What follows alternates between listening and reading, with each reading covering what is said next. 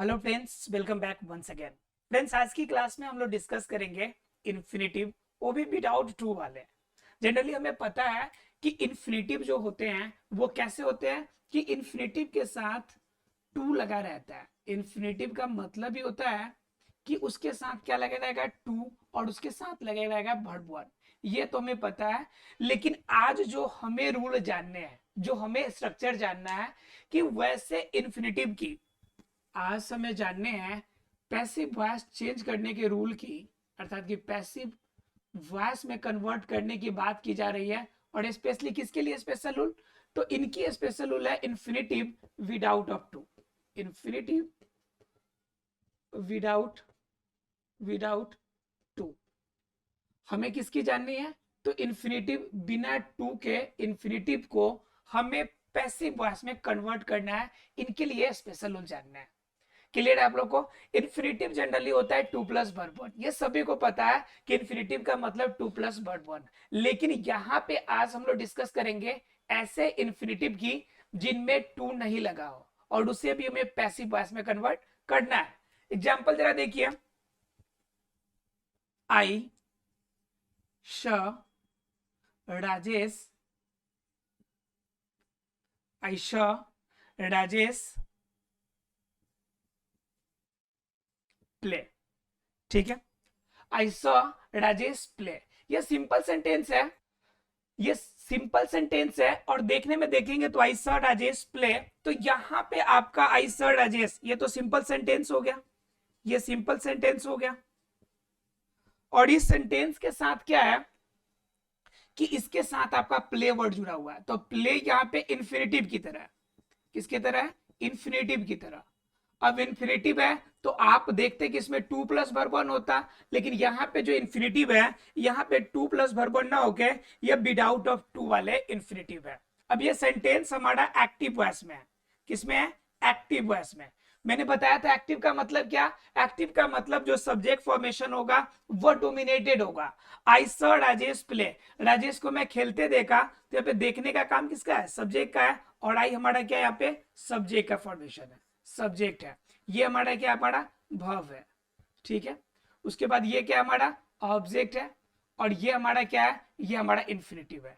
Right, तो इस तरह से हमें ये सेंटेंस मिल जाते हैं। अब हमें इसे पैसिव वॉइस में कन्वर्ट करना है। तो पैसिव वॉइस में कन्वर्ट करने के लिए पहले में क्या करना पड़ेगा? रूल या स्ट्रक्चर जानने पड़ेंगे। तो कहता यह है कि अगर इन्फिनिटिव वाला कोई सेंटेंस मिले जिसमें टू नहीं दिया हो, तो उसको बनाने का क्या तरीका है कि उसमें का जो ऑब्जेक्ट होगा उसको आप सब्जेक्ट बनाइए। ऑब्जेक्ट को क्या बना दीजिए? सब्जेक्ट बनाइए। ठीक है, पहला काम। दूसरा काम क्या कीजिएगा कि उसके साथ जो भी हेल्पिंग वर्ब यूज होगा उसके साथ हेल्पिंग वर्ब यूज कीजिए आप। उसके बाद क्या कीजिएगा कि वर्ब का थर्ड फॉर्म लगाइएगा। और वर्ब के थर्ड फॉर्म के साथ क्या कीजिएगा? जो सब्जेक्ट होगा उसको ऑब्जेक्ट के फॉर्म में चेंज करेंगे। सब्जेक्ट को क्या करेंगे आप? ऑब्जेक्ट के फॉर्म में चेंज करेंगे।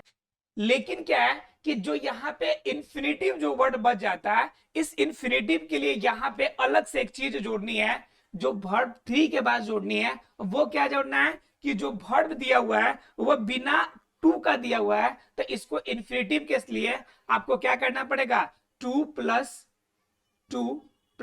वर्ब वन, अर्थात कि इन्फिनिटिव फॉर्म लगा के इसके पहले लगाना है। और उसके बाद आपको बाई का यूज करना है। और बाई के बाद ये सब्जेक्ट ऑब्जेक्ट करना है। वर्ब थ्री के बाद ये ऐड करना है टू के साथ वर्ब वन के फॉर्म में। जरा देखते हैं इसको पुटअप करके, क्या ये हमारा सेंटेंस बन जाएगा? जरा देखिए क्या कहता है कि पहले ऑब्जेक्ट को आप सब्जेक्ट में कन्वर्ट कर दीजिए। तो हमारा देखिए, आई सॉ राजेश प्ले, इसमें ऑब्जेक्ट क्या आ रहा है हमारा? तो राजेश हमारा ऑब्जेक्ट है, तो इनको सब्जेक्ट के फॉर्म में ले आते हैं। राजेश, राजेश हो गया। उसके बाद क्या कह रहा है कि उसके साथ हेल्पिंग वर्ब यूज करेंगे। तो यह आई सॉ राजेश, यह सेंटेंस आपका सिंपल पास्ट का है, तो उसमें हेल्पिंग वर्ब हम किसका यूज करते हैं? वाज या वर्ड का यूज करते हैं। तो बताइए, राजेश के साथ वाज लगेगा या वर्ड लगेगा? तो वाज लगेगा, तो यहां पे हम यूज करेंगे वाज।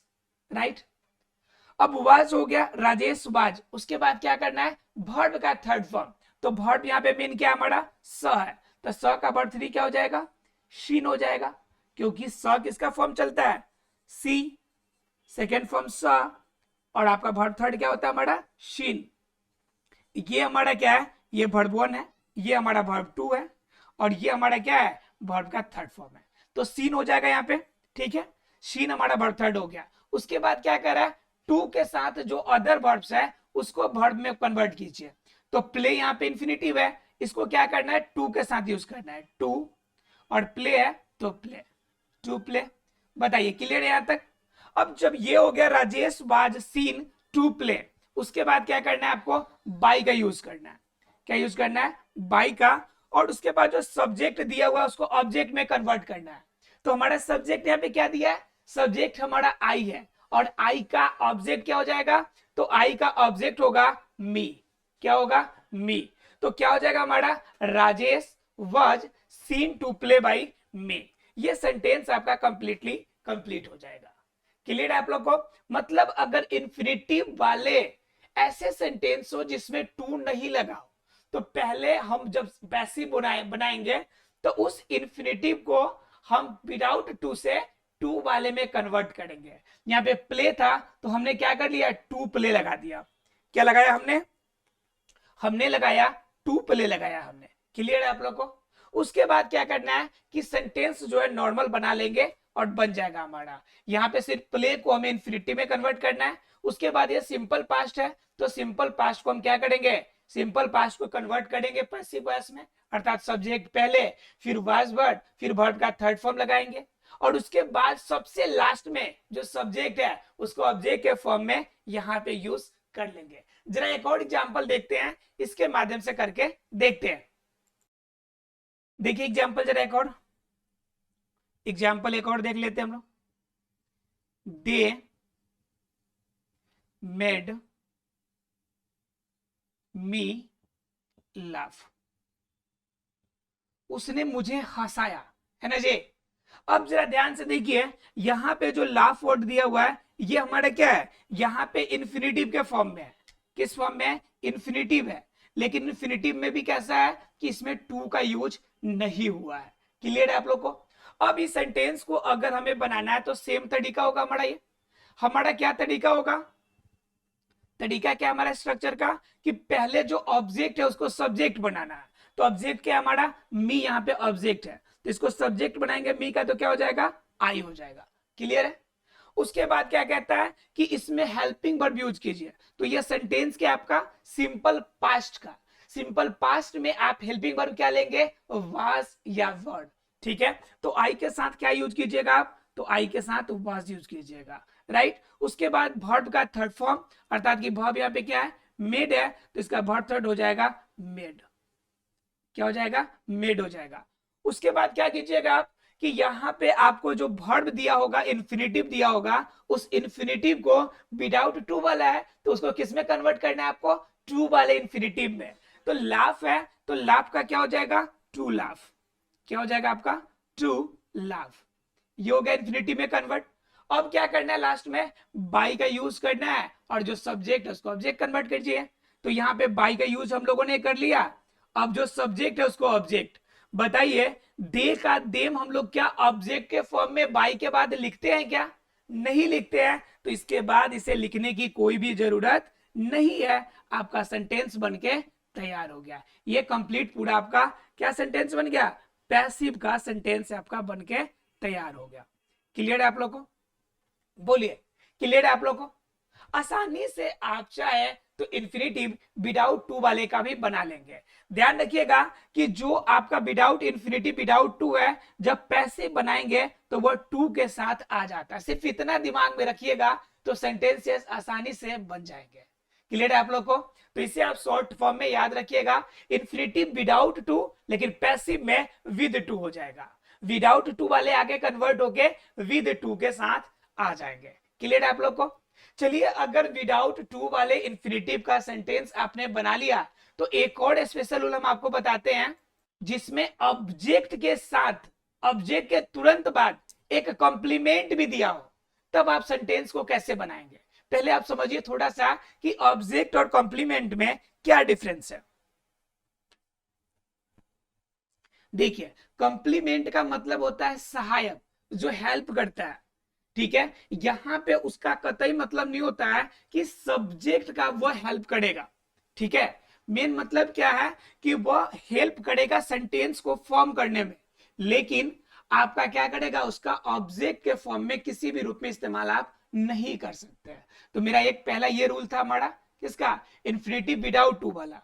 अब हमें क्या जानना है, ये फर्स्ट था आज का पैसिव वॉइस में, और दूसरा हमारा आज का क्या होगा कि पैसिव वॉइस, किसका, पैसिव वॉइस, किसका पैसिव वॉइस हमें करना है, तो जहां पे आपका क्या दिया हो, ऑब्जेक्ट के बाद कंप्लीमेंट भी दिया हो, ऑब्जेक्ट आप प्लस में क्या दिया हो, कॉम्प्लीमेंट हो, ऑब्जेक्ट प्लस कॉम्प्लीमेंट हो, ऐसे सेंटेंसेस को आप कैसे बनाएंगे। ठीक है, तो इसका रूल हमारा पहले जानने से पहले ऑब्जेक्ट और कॉम्प्लीमेंट को थोड़ा जानते हैं। ठीक है, एग्जाम्पल देखिए, I go to market, I go to market, right. एक सेंटेंस और है, आई बीट यू। अब जरा दोनों सेंटेंसेस को गौर से देखिए, यहां पे कह रहा है कि आई गो टू मार्केट, मतलब कि मैं बाजार जाता हूं। तो यहां पे गो जो है, आपके बाजार जाने या नहीं जाने से मार्केट पे कोई इफेक्ट पड़ता है क्या, बिल्कुल भी इफेक्ट नहीं पड़ेगा।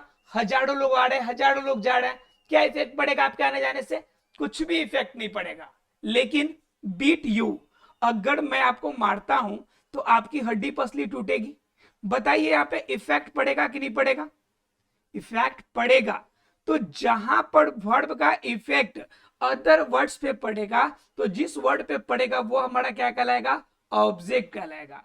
क्या कहलाएगा, ऑब्जेक्ट। लेकिन जिस पर वर्ब का इफेक्ट नहीं पड़ेगा तो वह क्या कहलाएगा, वह कहलाएगा आपका कॉम्प्लीमेंट। क्या कहलाएगा, कॉम्प्लीमेंट कहलाएगा। बोलिए क्लियर है। तो ये हो गया हमारा कॉम्प्लीमेंट, और ये क्या हो गया, हमारा ऑब्जेक्ट हो गया, राइट। दोनों का फॉर्मेशन हम आसानी से कर सकते हैं कि एक का यानी कि वर्ब का जो इफेक्ट है अगर सब वर्ड पे पड़ रहा है तो वो हमारा ऑब्जेक्ट हो जाएगा, अगर इफेक्ट नहीं पड़ेगा तो क्या हो जाएगा, कॉम्प्लीमेंट के फॉर्मेशन में चला जाएगा। ठीक है, अब जरा सेंटेंसेस को देखते हैं एक बार कि ऑब्जेक्ट के साथ कॉम्प्लीमेंट लगाकर कैसे बनेगा। अब बनेगा तो कैसे बनेगा, अगर नहीं बनेगा तो फिर कैसे नहीं बनेगा, जरा चेक करते हैं एक बार। एग्जाम्पल में देखेंगे हम लोग, we made him principal, we made him principal. जरा सेंटेंस को जरा गौर से देखिए आप, सेंटेंस को जब गौर से देखेंगे तो ही मेड हिम, वो उसने बनाया, यानी कि हम लोगों ने उन्हें बनाया। तो जब यहां पे बात और इस पे इफेक्ट पड़ रहा है तो ये क्या हो गया, हमारा ऑब्जेक्ट हो गया। और प्रिंसिपल क्या हो गया यहाँ पे, हमारा कंप्लीमेंट हो गया। क्या हो गया, कंप्लीमेंट। जब ऐसे सेंटेंसेस दिए हो तो हमें क्या करना है, सेंटेंस इसे कैसे बनाना है, तो हमें इसका ऑब्जेक्ट का यूज करके हमें सेंटेंस बनाना है, और जो कॉम्प्लीमेंट होगा उसे लास्ट में ऐसे उतार देना हमें। तो क्या करना है, ही में यहाँ पर, तो ही हो जाएगा आपका सब्जेक्ट। अब बताइए वर्ब टू दिया हुआ है, यानी क्या हो गया, सिंपल पास्ट। सिंपल पास्ट का बनाने का तरीका, सब्जेक्ट के बाद वाज या वर्ड का यूज। तो ही के साथ क्या लगेगा बताइए, वाज लगेगा। और मेड का वर्ब थर्ड क्या होगा, तो मेड का मेन वर्ड क्या है, रूट वर्ड मेक है आपका, तो मेक का वर्ब टू क्या होता है, मेड।